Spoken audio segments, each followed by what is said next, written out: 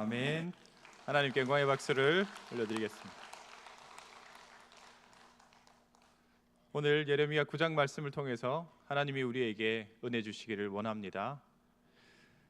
인도의 동물 우화, 동물로 어떤 메시지를 전하는 동물 우화 판차 탄트라라고 하는 그 곳에 나오는 이야기입니다. 네 사람이 길을 가고 있었습니다. 함께 여행을 하고 있는데요. 세 사람은 엄청나게 많이 배웠고 또 신기한 기능을 가지고 있는 사람이었습니다. 나머지 한 사람은 그냥 상식이 있는 평범한 사람이었습니다. 그러니까 길을 가면서 이 많이 배운 사람이 얼마나 이 평범한 사람에게 이렇게 꾸사리를 많이 줬겠습니까? 야, 너 뭐 그것도 모르냐? 뭐 이런 식으로 많이 이 평범한 사람이 멸시와 천대를 당하면서 이 동행을 하고 있었습니다. 어느 숲에 들어갔는데 거기에 마침 동물의 사체가, 동물의 뼈가 발견이 된 것이죠. 그래서 이 사람들이, 이 세 사람이 이제 결심을 합니다. 지금까지 자신의 기술과 기능을 막 자랑하고 있는데 이제 우리의 이 기술을 뽐낼 때가 되었다. 이 뼈를 살려보자. 이렇게 합의가 된 겁니다. 그런데 이 상식이 있는 사람이 보니까 이게 사자의 뼈거든요. 그래서 이 세 사람에게 이야기합니다. 내가 지식이 얼마나 없는데 보니까, 상식적으로 보니까 이게 사자의 뼈인데 이게 굶어 죽었을지 모르는 이 사자를 살리는 게 과연 좋은 일일까? 한번 생각해봐라. 이렇게 경고를 했습니다. 그럼에도 불구하고 이 나머지 사람들은 아유, 네가 뭘 안다고 그러냐? 우리가 이 기술을 한번 뽐내보겠다 하면서 그 말을 무시하고 자신의 이 기술들을 자랑하려고 하는 것이었습니다. 그래서 다시 한번 경고를 합니다. 야, 나의 경고를 무시하고 이걸 하려고 하면 난 어쩔 수 없이 나무 위로 도망갈 수밖에 없다 라고 했는데도 불구하고 이 사람들은 그 말을 무시하고 자기의 기술을 뽐내기 시작합니다. 한 사람이 그 동물의 뼈를 다 맞췄습니다. 쫙 맞추니까 한 사람이 거기에다가 살을 쫙 붙이는 겁니다. 그리고 마지막 사람이 그 사자에다가 생명을 확 불어넣는 겁니다. 근데 어떻게 됐을까요? 사자가 살아나더니만 와 한번 하더니만 그 세 사람을 확 잡아먹어 버렸답니다. 세 사람의 비범함, 세 사람의 기술은 결국 자기네들이 망하게 하는 것이 되어버렸다 하는 그런 의미심장한 이야기입니다. 오늘 말씀에 보면 이 땅에서 의지할 만한 세 가지가 나옵니다. 23절에 보니까 지혜, 그리고 용맹, 그리고 부함이라고 하는 이 세 가지 세상에서 붙잡고 살아갈 만한 것들이 나오고 있습니다. 성경에서는 이 세 가지가 한꺼번에 이야기된 적은 없습니다. 하나 단독으로 이야기하거나 지혜면 지혜, 아니면 용맹은 용맹으로 단독으로 이야기하거나 아니면 두 개 정도 합쳐서 이야기가 되었지, 이 세 개가 한꺼번에 한 구절에 나온 이 성경 구절은 없습니다. 여러분, 먼저 지혜라는 것은 우리가 상당히 중요하게 생각하고 성경에서도 지혜를 구하라, 지혜를 얻으라고 하는 이야기가 참 많이 나옵니다. 여러분, 지혜로 출세한 사람이 성경에 있는데요, 창세기에 나오는 족장 중에 마지막 이름이 있는 그 사람 누구인가요? 이집트의 총리가 된 사람 누구입니까? 요셉입니다. 요셉이 이 지혜로 한평생 아주 잘 살았습니다. 여러분, 요셉이라고 하면 꿈꾸는 사람으로 잘 알고 계시죠? 아버지의 사랑을 독차지해가지고 안 그래도 형들에게 미움을 받는데 형들이 나에게 절을 하는 꿈을 꿨습니다, 이렇게 광고를 하고 다니니 형들에게 죽을 뻔했습니다. 죽지는 않고 이집트로 팔려갔죠. 가서는 갖은 고생을 하고 인생 밑바닥까지 내려갔는데 바로의 꿈을 해석해서 일약 이집트의 총리가 되었습니다. 요셉이 총리가 된 건 단지 꿈을 잘 해석했기 때문이 아닙니다. 꿈을 해석할 수 있는 능력은 하나님께서 주신 것이죠. 그래서 바로도 이렇게 이야기합니다. 하나님의 영에 감동된 사람이다라고 요셉을 평가합니다. 이건 요셉이 뭐 어떻게 해서 취득할 수 있는 게 아니죠. 어떻게 보면 이 꿈을 해석하는 능력은 바로를 만날 수 없는 감옥에 있는 요셉에게 바로에게 자기의 재능을 뽐낼 수 있는 절호의 기회를 주는 그런 기능을 하였습니다. 이 재능만으로 바로를 충분히 감동시킬 수 있습니다. 꿈을 해석하는 것 자체만으로도 바로는 자기의 가려운 것들을 긁었기 때문에 이 요셉을 자기의 점술가 혹은 조언하는 현인의 자리에 앉힐 수 있었습니다. 그런데 총리가 되었단 말이죠. 총리는 꿈을 해석하는 것과는 다른 능력이 필요합니다. 총리는 실무잖아요, 그죠? 그래서 이게 이 재정도 알아야 되고 인사도 알아야 되고 기획도 할 줄 알아야 되고 다방면에 능해야 하는데 요셉이 벌써 그런 능력을 갖추고 있었잖아요. 보디팔 집에서 가정 총무하면서 또 감옥에서 많은 죄수들을 관리하면서 그런 능력을 다 갖췄단 말이죠. 그래서 꿈을 해석하면서 동시에 앞으로 추진해야 할 이 정책의 방향을 이야기합니다. 풍년일 때 곡식의 5분의 1을 저장해야 된다라고 정확하게 이야기한 거죠. 그것 때문에 바로는 이 요셉을 이집트의 총리로 세우게 되었습니다. 바로의 말을 빌리면 요셉은 하나님의 영에 감동된 사람인 동시에 명철하고 지혜 있는 자다라고 되어 있습니다. 이 지혜라는 것이 얼마나 세상 사는데 중요합니까? 요셉을 통해 알 수 있죠. 용맹함은 어떻습니까? 용맹함이라고 하면 주로 남자들에게 적용이 되죠. 성경 인물 중에서 용맹함으로 유명한 사람 생각나시는 분이 있으십니까? 여러 생각나겠지만 그 중에서도 다윗이라는 사람이 용맹함을 대표하는 사람이라고 말할 수 있습니다. 교회 다니지 않는 사람도 다윗과 골리앗 이렇게 하면 그 다윗, 그 골리앗 전투 말도 안 되는 싸움에서 이긴, 그래서 모두 다 알고 있습니다. 여러분, 우리는 다윗이 골리앗과 싸우기 전에 남긴 아주 멋진 이 말에 감동을 받고 또 신앙이 확 솟아오릅니다. 우리 사무엘상 17장 45절에서 47절 말씀을 함께 읽어보도록 하겠습니다. 함께 읽습니다. 시작. 다윗이 블레셋 사람에게 이르되 너는 칼과 창과 단창으로 내게 나아오거니와 나는 나의 만군의 여호와의 이름 곧 내가 모욕하는 이스라엘 군대의 하나님의 이름으로 내게 나아가노라.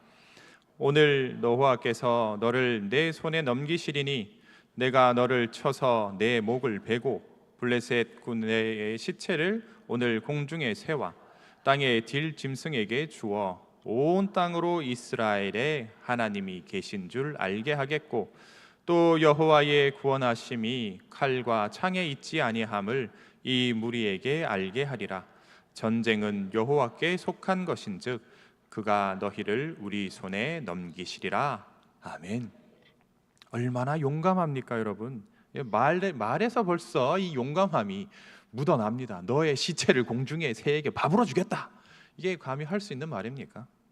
여러분, 우리가 늘 다윗의 편에서 이 말에 감동을 받고 믿음을 새롭게 하지만 여러분, 골리앗의 입장에서 한번 생각을 해보십시오. 고등학교 1, 2학년밖에 안 되는 앳돼 보이는 소년이 가방 하나 딸랑 메고 물맷돌 빙빙 돌리면서 이렇게 옵니다. 여러분, 아마 제가 이렇게 여러분을 내려다보는 이 시각으로 아마 골리앗이 다윗을 봤을 겁니다. 얼마나 하찮았겠습니까? 아야, 너 시방 뭐더냐? 얼른 집에 가서 엄마 저 좀 더 먹고 와야. 이런 심정으로 다윗을 보지 않았겠습니까? 하지만 다윗은 양을 칠 때 물맷돌로 사자와 곰의 입에서 양을 구해내던 경험이 있었습니다. 그런 용맹함은 골리앗 앞에서도 여전했고 근거 없는 자신감이 아니라 하나님을 의지함에서 나오는, 하나님을 믿음에서 나오는 용맹함이었습니다. 결과는 여러분이 아시는 대로 골리앗은 물맷돌을 맞고 쓰러졌죠. 다윗이 가서 그의 목을 뱀으로 인해서 다윗은 일약 이스라엘의 스타가 되었습니다. 사울보다 더 인기가 많아지게 되었습니다. 그리고 또 뒤에 이어지는 기사를 보면 하나님이 가는 곳마다 그와 함께 하심으로 이 다윗이 승승장구했다라고 되어 있습니다. 성경에는 다윗이 용맹했을 뿐만 아니라 가는 곳마다 지혜롭게 행해서 사람들에게 존경을 받았다 이렇게 되어 있습니다. 용맹함에 지혜까지 더해 있으니까 다윗은 그야말로 완벽한 인물이죠. 이제 하나 남았습니다. 모든 사람들이 세상 사는데 필요하다고 생각하는 것이 바로 부유함이죠. 성경에 나오는 인물 중에 가장 부유했던 사람 누굽니까? 솔로몬, 다윗의 아들 솔로몬입니다. 여러분 솔로몬의 이 자산을 요즘처럼 다 이렇게 집계를 할 수는 없지만 성경에 보니까 매년 금 660달란트를 세금으로 거뒀다 이렇게 되어 있습니다.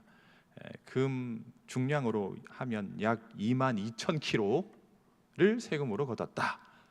그 외에도 여러분 이제 성경에 나와 있는 것만 보면 양떼도 있고 소떼도 있고 말과 병거도 있고 왕궁도 있고 상화로 만든 보좌도 있고 금방패도 있고 등등 재산을 계산하기가 불가능합니다, 여러분.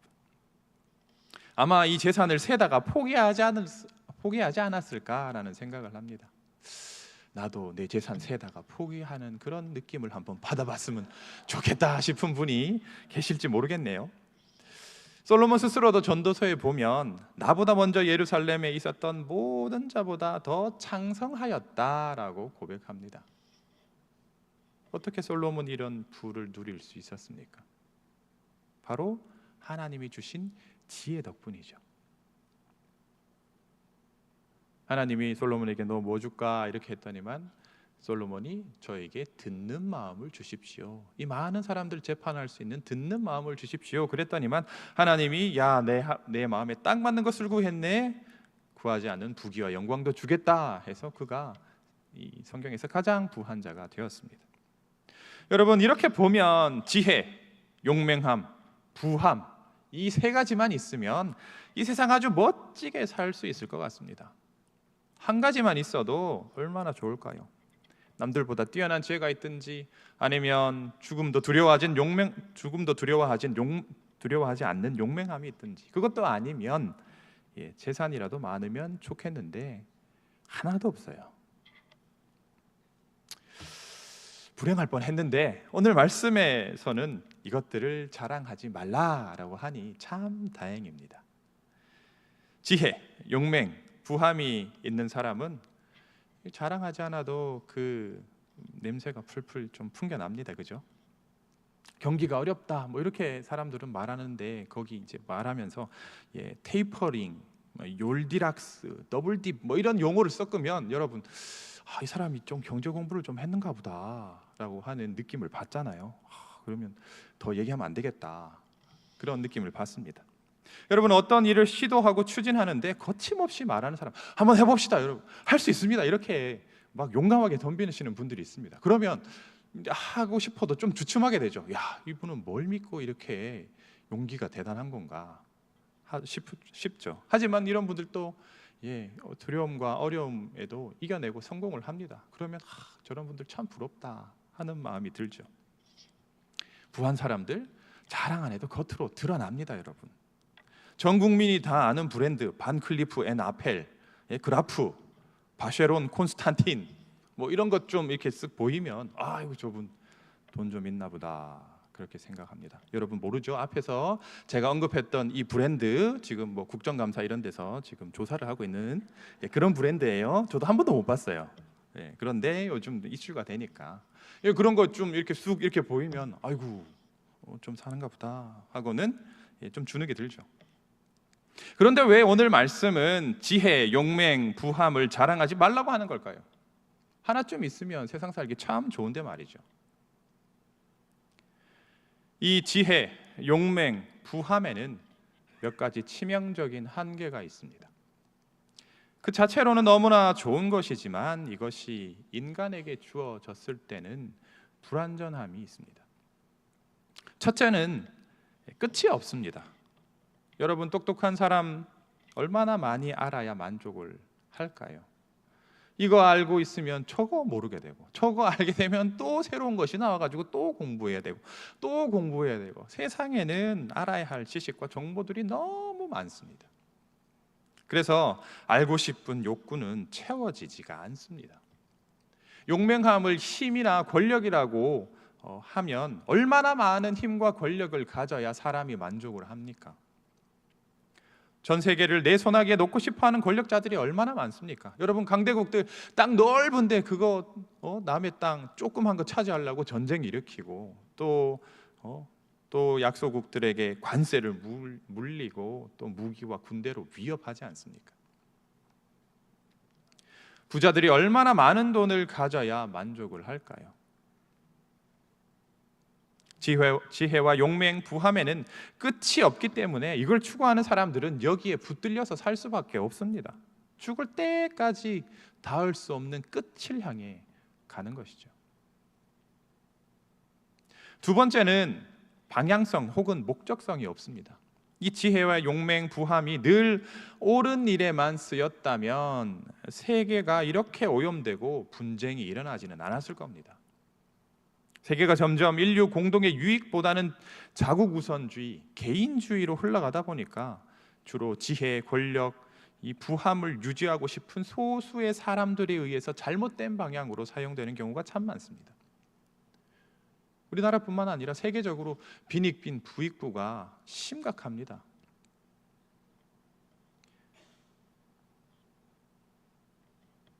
이것들은 다 소수의 사람들이 자기의 목적을 위해서 이것들을 사용했기 때문입니다.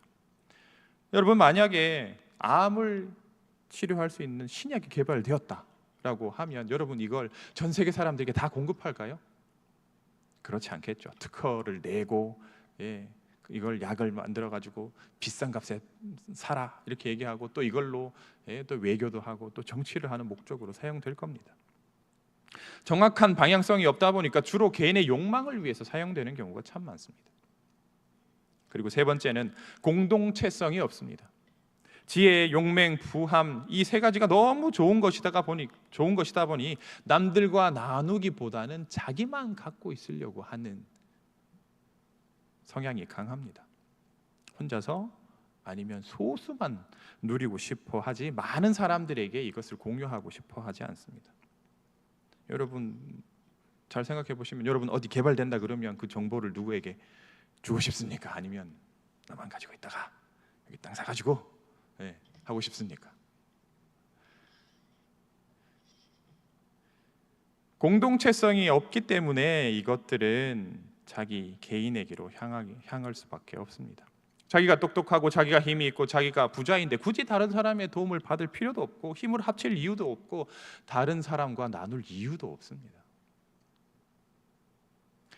이 지혜, 용맹함, 부함이 악한 것은 아닙니다. 그런데 하나님처럼 막강한 힘을 가진 것들이 타락한 인간에 의해서 사용되기 때문에 한계와 불완전함이 있습니다. 오늘 말씀은 막강한 힘을 가지고 있지만 불완전한 지혜, 용맹, 부함을 자랑하지 말고 이것을 자랑하라 라고 말하고 있습니다. 우리 24절 말씀을 다시 한번 읽어보겠습니다. 시작. 자랑하는 자는 이것으로 자랑할지니 곧 명철하여 나를 아는 것과 나 여호와는 사랑과 정의와 공의를 땅에 행하는 자인 줄 깨닫는 것이라. 나는 이 일을 기뻐하노라. 여호와의 말이니라. 아멘. 지혜와 용맹, 부함의 불완전함은 하나님을 알게 될 때 완전해집니다. 하나님은 지혜, 용맹, 부함의 근원이자 시작이자 끝입니다. 그런데 세상 모든 학문과 지식을 총동원해서 파서 결국에 하나님을 알기란 불가능합니다. 세상의 권력자들이 권력을 모아 다 끌어모아서 그 끝에 하나님이 계시더라라고 알기는 불가능합니다. 세상의 재물을 모아 보니 결국 이 부함이 하나님에게로부터 오는 것이구나라고 알기가 불가능합니다. 하나님을 알면 지혜, 용맹, 부함을 이해할 수 있는데 역으로 이것들을 통해서 하나님을 알기는 불가능합니다. 끝까지 갈 수 있는 사람이 아무도 없기 때문에 그렇습니다. 그래서 오늘 말씀에서는 하나님을 아는 것은 곧 명철이다라고 말씀하고 있습니다. 여러분, 성경을 보면 이걸 실험해 본 사람이 있습니다. 지혜, 부함, 그리고 용맹함을 가지고 이걸 한번 하나님을 알아볼까 하고 실험해 본 사람이 있습니다. 그 실험의 보고서가 여러분 성경에 있는데 바로 전도서입니다. 전도서를 보면 그는 자신을 예루살렘 이스라엘의 왕이다라고 소개하고 있습니다. 권력을 가지고 있죠. 그리고 지혜를 알고자 엄청나게 마음을 썼고 지식과 지혜를 많이 만나보았다라고 말하고 있습니다. 그리고 재물을 엄청나게 많이 모아서 이전에 있던 예루살렘의 어떤 사람보다 더 부자였다라고 이야기합니다. 그런 다음에 그가 얻은 결론이 뭡니까? 여러분, 전도서 하면 제일 뇌리에 박혀있는 구절이 있잖아요. 네, 헛되고 헛되며 헛되고 헛되니 모든 것이 헛되도다. 이 전도서 하면 이 구절이 탁 박혀 있습니다. 그래서 전도서의 결론이라고 알고 계신 분들이 많은데, 여러분, 전도서의 결론이 이거였으면 전도서는 성경에 들어올 수가 없습니다. 전도서의 결론은 12장 13절입니다. 여러분, 12장 13절, 전도서 12장 13절 말씀 띄워주시나요? 다 같이 읽도록 하겠습니다. 시작. 이래 결국을 다 들었으니 하나님을 경외하고 그의 명령들을 지킬지어다. 이것이 모든 사람의 본분이니라. 아멘. 여러분, 이게 전도서의 결론이에요. 오늘 읽은 말씀과 연결되지 않습니까? 전도자처럼 다 해보고 하나님을 아는 것이 아니라 미리 하나님을 알게 되면 헛된 수고를 하지 않을 수 있습니다. 여러분, 유한한 인간에게 제일 중요한 것은 바로 시간입니다. 왜냐하면 언젠가 죽거든요. 그래서 나에게 있는 시간이 제일 중요합니다. 무엇으로도 살 수 없고 바꿀 수 없는 것이죠. 그런데 하나님을 모르면 그 소중한 시간을 헛된 것에 허비하게 되니까 그만큼 안타까운 일이 없습니다. 하나님을 알게 되면 지혜, 용맹, 부함같이 끝도 없는 헛된 것을 추구하지 않게 됩니다.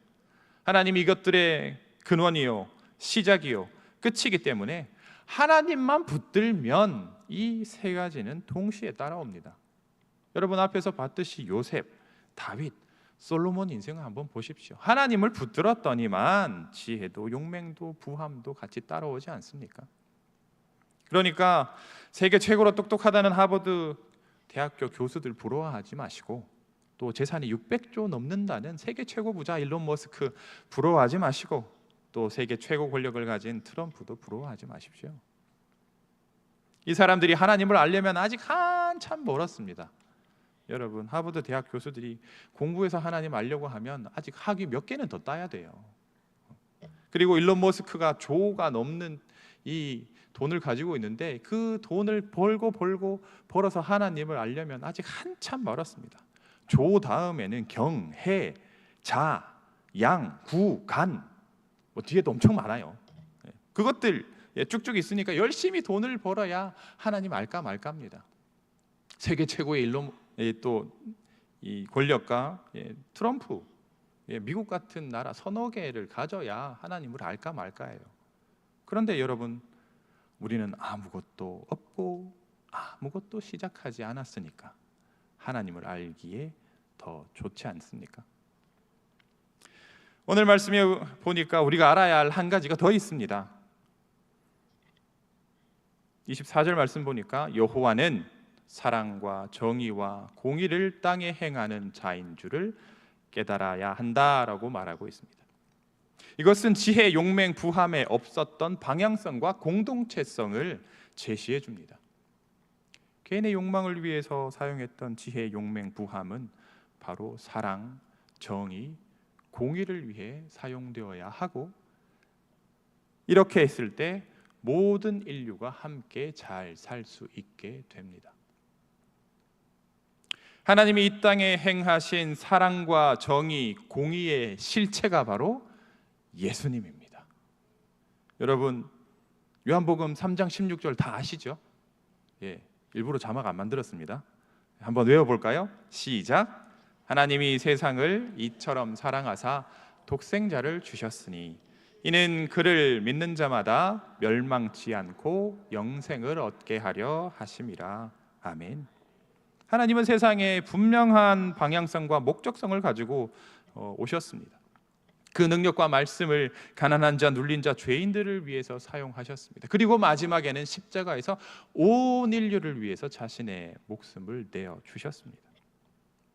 오늘 말씀에서 정의와 공의보다 사랑이 먼저 언급된 것은 의미심장합니다. 하나님이 사랑을 바탕으로 한 정의와 공의를 이루셨기 때문에 지금 우리가 살아있는 것이지, 정의와 공의가 앞에 왔다 그러면 우리는 다 죽은 목숨이에요. 죄인들은 다 죽어야 되니까 다 죽은 목숨이에요. 하지만 하나님이 우리를 사랑하셨기 때문에 우리는 아직 살아있는 겁니다. 이제 뒤에 사랑, 공의와 정의는 하나님을, 예수님을 믿었느냐 믿지 않았느냐에 따라서 말세의 결정이 되겠죠. 앞서 지혜로운 사람, 용맹한 사람, 부한 사람은 자랑하지 않고 가만히 있어도 티가 난다, 그렇게 말씀을 드렸습니다. 마찬가지로 사랑과 정의, 공의를 행하는 하나님을 아는 사람도 티가 납니다. 돌뿌리 걸려 넘어질 때 아이고 아버지, 아이고 주여, 이렇게 얘기하시죠. 그런 말 들어보면 이분 교회 다니시는 분인가 싶습니다. 우리가 쓰는 말에서, 우리가 추구하는 것에서, 우리가 행동하는 것에서 다 티가 납니다. 여러분, 주일에 놀러 안 가고 말쑥하게 차려입고 가방 하나 딱 들고 어디로 가고 있으면 여러분, 웬만한 사람들은 다 저분 교회 다니시는구나 압니다. 그런데 오늘 말씀을 보면 티를 내라가 아니라 자랑하라라고 명령하고 계십니다. 티를 내면 사람들은 부러워합니다. 아이고 부럽네. 그런데 어떤 행동을 이끌어낼 수는 없습니다. 그러나 자랑을 하면 정말 좋은가 보다, 나도 저거 한번 해보고 싶다 하고 사람들을 움직일 수가 있습니다. 우리는 지혜로워서, 용맹해서, 부유해서 자랑할 수 있는 게 아닙니다. 우리가 자랑할 수 있는 이유는 지혜, 용맹, 부유함의 근원이자 시작이고 끝인 하나님을 알기 때문입니다. 인생의 끝을 알기 때문에 자랑할 수 있습니다. 지혜, 용맹, 부함을 어떻게 써야 하고 무엇을 위해 써야 하는지 알기 때문에 자랑할 수 있습니다. 이 자랑의 내용이 우리 교회 참 좋습니다, 우리 교회 밥이 맛있고 카페에 커피가 맛있고 우리 교회 목사님들 참 잘생겼습니다, 한번 와보세요, 이게 아닙니다. 또 예수님 믿었더니 내가 복을 받아가지고 건강하고 사업도 잘 되고 자녀들이 대기업 다닌다, 너도 한번 믿어봐라, 이게 아니에요. 우리가 자랑할 것은 하나님이 이 세상의 창조주이시다, 하나님은 너를 사랑한다, 예수님은 우리를 위해 십자가에서 돌아가셨다, 예수님을 믿지 않는 사람은 심판을 받는다, 이것이 되어야 합니다. 여러분, 하나님 아시지요? 오늘 말씀을 통해서 지혜, 용맹, 부함의 근원이 하나님이신 것을 아시지요? 하나님이 사랑과 공의와 정의를 이 땅에 행하시는 분임을 아시지요? 그렇다면 이 하나님을 자랑하시기 바랍니다.